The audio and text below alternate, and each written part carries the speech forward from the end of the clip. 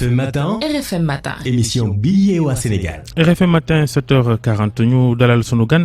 Amsatou Sow Sidibé salaamaaleykum. aleykum salaam wa rahmatullah Babacar. di la gërëm ci teewaay bi di nuyu Georges Dethié Diop mi ñu fas yéene àndal ci waxtaan wi. Amsatou Sow Sidibé nga jiite parti politique bii di Kaar Leneen parti opposition fàttali ni sax yootu woon ngaa bokk ci élection présidentielle waaye sottiwul ndax mbiri parrainage seetlu gi nag ak laaj bu njëkk bi mooy li nga xam ni moom mooy cell gi opposition bi nekkee jamono ji rawatina bi ñu jógee ci élection présidentielle gi nagam googu opposition bi nagam lu ko waral. Xam naa ni question bu ñu war a laaj ñëpp la xëy na dañu jël temps bi pour gëstu ndax kërte bu bare bi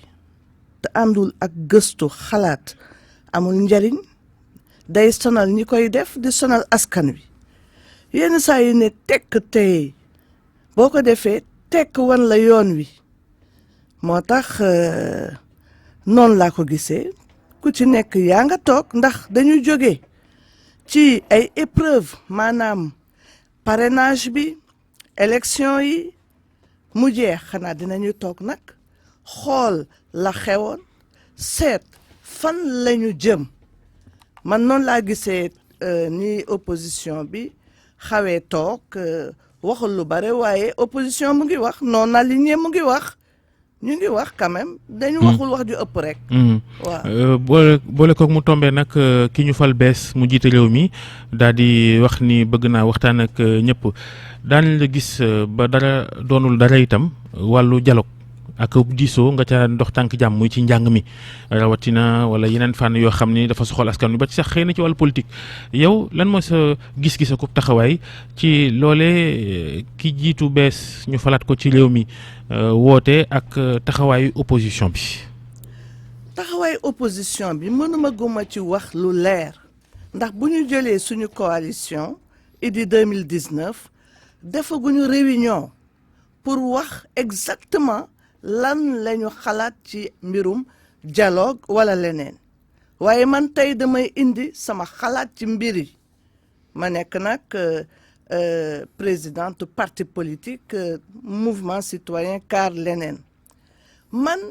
ak ñi ma àndal dañu nekk ay nitu jàmm wax nga ko fépp fu daay am dañuy ñëw wis ci ndox mu sedd du milieu scolaire rek milieu professionnel def nañ ko ci Casamance ñu ngi koy def ci yeneen réew fépp fu mu metti dañuy jóg ndax dañu xam ni problème bu amee jafe-jafe bu amee mu ngay mujj ca taabal bu ñuy toog wala ca taatu garab ga toog diisoo seet lan lañu mën a def ba faj mbir yi kon boog fépp fu loolu am rek damay daal di taxaw buñ ma woowee taxaw naa buñ ma woowul taxaw naa ndax man intérêt supérieur réew mi moom moo ma soxal mais nag sax yaa ngi wax mbirum dialogue mais dama ni woon ca njëlbeen ni tur woowu pour waxtu wii ñu nekk ci Sénégal nga xam ni jafe-jafe yi tar na nga xam ni yenn saa yi dañuy naan tekk seen naan fu ñu jëm du dialogue rek nga xam da ngeen di waxtaan wax tànn ca mooy waxtaan ca leneen lañu soxla diisoo lañu soxla wax ci problème Sénégal yi wax ci métit yi wax ci ni ñuy gérer suñu alal muy pétrole muy leneen wax ci affaire élection. mais ki nga faraloon ci élection présidentielle bi di Idrissa Seck njortu nga ni moom dana sóobu ca looloom diisoog ki jiite réew mi. man dama xam lenn moo di ni defaguñu réunion pour loolu waaye ñi nekk ci Idy 2019 ak ka nekkoon ca bopp ba Idrissa Seck dama am gëm-gëm ni ay nit ñu am xalaat lañu ay nit ñu bëgg seen askan lañu ay nit ñu bëgg seen réew lañu suñu xamee ni yëf yi doxul demul dañuy dugal seen loxo ci biir te loolu mooy waxtaan wi ñu wax kon boog mënuñu wax ni tey ñoom duñu nangu am naa yaakaar ni dinañu nangu ndax intérêt supérieur u askan wi moo ko laaj mais seen coalition boobee nga xamante ne nga ba léegi dajeegu leen est-ce que ça ne pose pas problème ndax chaque fois li ñuy dégg mooy ku ne jóg wax xalaatam te sax newoon ngeen da ngeen tirer bilan bi élection yi nga xamante ne moom la ñu jógee waaye ba léegi gisaguñ dara Idrissa annoncé woon na ab livre blanc. xanaa bu ci mujjanteel ga livre blanc lay doon. livre blanc baa ngi ci barke démb rek rapport bi ñu jëkk bind pour livre blanc bi première mouture bi génn na léegi ñu war ko publier mais dama bëgg wax lenn ñu ngi waxtaan ci suñu biir ci point bi muy waxtaanu concertation bi ndax nee naa leen man bëgguma dialogue ñuy wax dialogue ci mbir mi ndax dialogue dañu yóbbu fa ñu bëgg yegg diisoo concertation moo ñu fay yóbbu ci mbir moomu encore une fois mën naa wax ni waa IDI 2019 ñu ngi ciy xalaat dañuy xaar lenn cote li ñuy wax terme de référence yi génn président de la république ne nii la ko gisee su ko defee waa IDI 2019 wax lañ ca xalaat ne lii lañ ci bëgg soppi noonu la nañu def démarrage bi dafa xaw yéex nañ ko def suñu ko defee ku ci nekk di nga wax la nga xalaat te loolu la noonu la yëf yi mën a démarrer. kon sur le principe Amsatou Sow Sidibé yow ci sa wàllu bopp yow ànd nga ci waxtaan wa. man dama mës di woote waxtaan 2007 ba opposition bi boycotté élection yi man ak ñoom professeur Bouba Diop ak le magistrat Babacar Kébé ak ñooñu institut des droits de l'homme et de la paix la ñu dem organiser woo ñëpp ñu ñëw taxaw et je me souviens booba ba ñu wootee 2 heures du matin la veille la président Abdoulaye Wade woo ñeenti ministre ci 2 heures du matin ji ne leen bu ngeen xëyee dem leen ca lël ba ñu toog waxtaan def mémorandum joxe ko yëfi sedd réew dañu koy diisoo dañuy waxtaan amul problème kenn du fa nekk naan man maa ëpp doole maay lii maa leen di teg. mais yéen kii woote waxtaan bi moom woote na diisoo waaye pàccoo lay gën a def jamono ji ndax boo xoolee déjà mi ngi woote diisoo di defi yeesal lu ci mel ni dindi poste premier ministre ci coobarey boppam waxtaanu ceeg kenn ku nekk ci geneen lang ci politique gi ñu sukkandiku itam ca lu ci mel ni la xew démb ca conseil des ministres boo xoolee déjà gouvernement bi rek njabootam la njabootu politique am rek la tabb démb nomination yu am solo yi ñu dégg ca conseil des ministres itam ñoom képp APR rawatina est-ce que kuy woote waxtaan war ngaa defee noonu jël yëfi rek di séddale sa njaboot mel ni yeneen sénégalais yi nga xam ne politique gu ñoom amuñu benn mérite. loolu de bu fekkee ne moo am erreur la ndax bu ñu demee ba ni la président de la république dañ ngay war a uuf ñëpp téye ñëpp lijjanti problème mu ñëpp nekkul président pour famille am nekkul président pour waa partem nekkul président pour ay xaritam président la pour les sénégalais et les sénégalaises ñoom ñëpp bon li ñuy ñaan mooy xel yi ubbeeku xol yi booloo ndax kat politique politicienne am na waaye gérer la cité li ñuy wax politique bu baax bu set bi nga jël réew toppatoo ko ba ñëpp seen xol sedd leneen la te président de la république loolu lañ ko ñaan moo tax d'ailleurs man bëggoon naa ci mbirum affaire concertation bi ñoom ñu wax dialogue concertation diisoo moo gën ñu créer benn comité d'observation mën nañ ko tuddee observatoire de la concertation mais en tout cas comité boo xam ni ay baat yoo xam ne li ñuy wax voix autorisée ay baat yoo xam nit ñi bu ñu waxee ñu déglu leen nit ñi li ñuy wax jaadu na nit ñi li ñuy def jaadu na comité boobu mën a lijjanti mbirum concertation bi ñu def ko xëy na ci ñaari weer wala au plus tard ñetti weer génne ay conclusion dëkk bi dox loolu rek la ñu bëgg na dëkk bi dox laaju ñu leneen mais noo gisee dialogue boobee nga xamante ne surtout ci wàllu politique gi am na déjà li nga xamante ne tënk nañ ko ba fas yéene koo yóbbu assemblée nationale muy réforme constitution bi nga xamante ne moom lañ jiitu réew mi nam def te au même moment muy woo nit ña. waaw xoolal li ma bëgg wax mooy.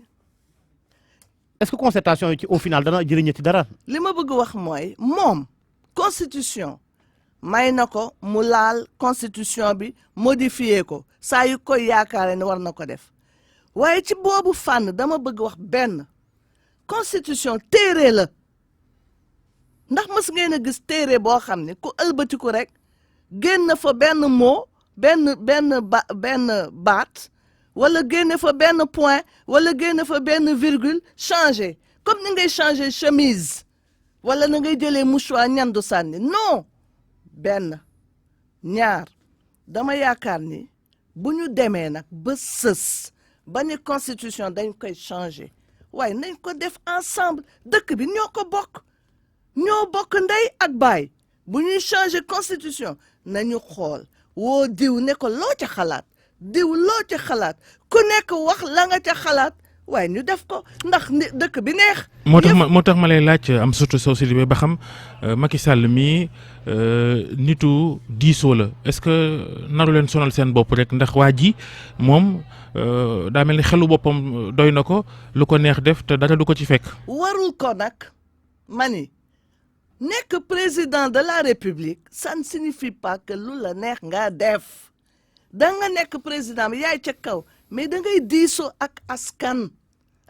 dañuy diisoo ak moom dañuy wax ak moom mu ne lii laa xalaat te ñun comité boobu ñu wax ni moom la ñu war a créer d'observation de la concertation loolu la fexe ba saytu xool ndax ñu ngi wax laaj askan wi mu participer lan la askan wi bëgg ñu ko tirer conclusion yi bu ñu paree nag di saytu seet ndax conclusion yooyu ñu ngi koy utiliser mais li ma bëgg wax mooy président de la république du buur ak a metti président de la république ndax ku nekk da ngay xool mais yow loo soxla boo xamee li mu soxla nga ñu ko mais nañu góorgóorlu def ko ku ci nekk jàpp ci dugal sa loxo ñëpp a war a dugal ci biir pat bi jàmb ñëpp la du moom rek du moom na ko xam gis nga bu ko xamee lii muy wax naan fast track ak yooyu day gën yomb ndax bu ci ñëpp dugalee seen loxo ci lay gën yomb mais bu dee moom kot mais day jafe moo tax réforme yi xaw maa jaaxal d'ailleurs parce que réforme yi premier ministre génn nañ ko kon boog léegi moom moo nekk directement en relation ak gouvernement bi mais dina metti pouvoir bu rëy la nag dafa ëpp ndax tubaab moo naan. maanaam yëfi buur dëgg la. loolu lay nuru di waaye dafay metti ci moom man yéene naa ko mu réussir loolu lañ ko yéene xam nga bu réussir day baax si askan wi waaye bu fekkee dafa jël yëpp moom rek mu uuf mënu ko. mais métit gi fan lay doon. métit gi fan lay doon. ci askan wi day metti ci askan wi buy metti ci askan wi yaramam di ko yëg yaramu askan wi bu méttee yaramu président de la république day mooy gën a feebar kon boog lenn la war a def di gëstu di saytu di diisoo na diisoo mbir yi ñu ngi yàkkamti patamee affaire réforme bi ndax projet bi avancé na xam naa ni premier ministre dafa nar a dem premier ministre mën na bañ a am d'ailleurs man réforme bi man dafa réforme bi xam naa ñiy def droit université ay thèse war nañ cee bind ndax lu bees la ci Sénégal te xëy na sax est-ce que am na feneen li ñuy wax régime présidentiel rationalisé man je ne sais pas yooyu yëpp war nañu ko expliquer bu mu ñu imposer daf ñuy expliquer ba ñu xam ñun xamuñu lan la bëgg nee nañu ci exposé des motifs bi maanaam fi ñuy waxee lan la président bëgg ne dafa bëgg yëf yu baax efficace gaaw yëf yu baax ci sénégalais mais xamuñu naka lay demee est-ce que su fekkee ne assemblée nationale amatul benn pouvoir daanaka amatul pouvoir de assemblée nationale parce que assemblée nationale wote ay loi rek la mën léegi mënatul ne gouvernement bi li mu def baaxul kon boog dama koy daaneel mënatu ko te même loi yooyu muy def nañu xam ni président de la république daf ci am pouvoir ndax moom mooy promulguer mais bu fekkee mooy promulguer maanaam moom moo naan loi bi baax na gis naa ko mën nañ ko appliquer kon boog moom léegi mooy président mooy buur di bu mi moom mooy gouvernement moom mooy député moom mooy magistrat mais moom mooy yëpp mais loolu dafa metti te tubaab dafa bu weesoo méttiwaay gi ci wàllu démocratie est-ce que loolu tey jii méngoo na ak jamono. méngoowul ak jamono xam nga lu tax démocratie dafa ni affaire participation la te participation bi c'est une participation citoyenne te citoyen bi mu ngi ci gouvernement bi mu ngi ci mbirum député bi mu ngi ci mbirum magistrat bi mu ngi ci mbirum société civile bi secteur privé bi mu ngi ci nit ñi nga xam ni occupé wuñu dara ñëpp a war a dugal seen loxo mais bu fekkee ne moom moo bëgg def lépp tubaab moo ni qui trop embrasse mal étreint boo bëggee uuf yëpp doo am réussite te réussite la bëgg ñu di ko ñaanal kon boog na ñëw ànd ak nit ñi xalaataat balaa muy jël ay dogal yi dafa gaaw te xëy na gëstuñu ko bu baax gëstu nag dañu ne boo nee tekk wan la yoon wi loolu laa bëgg a waxaat ci mbir yi. ak loolee yëpp nga xamante ne ŋàññi nga ko ci doxalin bi ci li nga xamante ne moo di réforme bi teg ci itam proposé ab commission ak noo ko tuddee sax ab comité d'observation de la concertation ndax yooyu noonu ak li nga xamante ne mën nañoo jàpp ne bay wéy na mbuus ba pare bu comité boobu taxawut est-ce que dana am solo ngeen bokk ci waxtaan wa gis nga bay wéy na ab condition la wala non proposition la ndax ñun li ñuy wut rek mooy lan mooy tax ba ñu def ay jéego dem ca kanam ndax jéego yooyu mooy tax tey ñun ñëpp ñun mën a nooyi ñun ñëpp ñu bokk ci dama bëgg ñu xalaat ko def ko te bu ñuy def réforme ñu ne tekk xam nga réforme baax na de moom nee naa la constitution bi moo ko ni mën nga réformer la constitution waaye bu koy def nani man kat may président waaye dafa am ñu ma war a àndal muy askan wi kon boog balaa may def dara dinaa laaj askan wi lan la ca xalaat te ca biir askan wi dafa am ñu am xam-xam bi yàlla may leen ko ñu mën a jëf ji ñu am jikko yi valeurs yi ñoo xam ne mën nañ ci dugal seen loxo ba yëf yi baax kon boog loolu rek lañ koy wax na ci góorgóorlu bu mu yàkkamti affaire premier ministre bi projet de loi bi dem na mais pourquoi ne pas taxaw ne damay balaa ma ciy dem avancé naa gën a xalaat ñu bañ nag di koy imposer rek toujours nag di sol ci nopp bi rek. maanaam ñu suspendre lépp. mais pourquoi pas man loolu laa xalaat loolu dafa grave constitution balaa nga koy laaj da nga koy diisoo dañ koy diisoo constitution bi réforme bii mu def constitution bi yëpp lay laaj xaw ma ñaata article yu bare sont concernés. nee nañ gën ngaa yées ñaar fukk. waaw te li ma gis mooy ñi defoon loolu yëpp génne fi premier ministre xaw ma lan moo taxoon ñu def ko waaye bañ ko defee de nee nañu yolos dellu si wàcc. kon boog am na lu tax. am na ñu ne calcul politique la dañuy jeexalee ko université gi nga xam ne ca nga bokk ndax jàngalekat nga bu ñëpp ràññee ca faculté des droits ministre bi ñu jënk njàng mu kaw mi léegi Cheikh Oumar Anne mi jiite woon COUD ñu def ko enseignement supérieur léegi mu nekk ministre ba ak coow li ko topp ci ne daa sàkkal pexe alali réew mi ci na mu jiite woon COUD ñu def ko ministre léegi te loola leeragut noo ko gisee. loolu moom nañ ko leeral moom ci boppam moom moo war a xam lan la war a def est-ce que day xaar ba ñu leeral mbiri devant la justice mu sago jël poste de ministre bi ki ko fal nag moom moo waroon tamit xalaat ni comme ñu ngi koy tuumaal kenn waxul ni moo def présomption d'innocence balaa ñu naan moo def il faut que juge yi wax ko dara donc amul problème ci côté boobu mais moom ci boppam bu fekkee ni fal nañ ko ba pare man de bu ma doon moomam dinaa ni mais nañu ko setal ba pare leeral ko ba pare ndax kat université dafa nekk problème de foofu moom difficile dafa jafe en tout cas ci mbirum concertation bi ñu doon wax dafa am benn sax série de conférences sur le vivre ensemble et la paix sociale boo xam ni dafa nar a commencer à partir du 2 daañ ko defee Dakar daañ ko defee Ndar daañ ko defee Ziguinchor am na solo ndax jàmm rek moom moo am solo. Amsatou Sow Sidibé jërëjëf ci teewaay bi jërëjëf Georges Déthié Diop jaa ngeen jëf mbokk yi yéen ñu àndoon ak ñun ci subaak léegi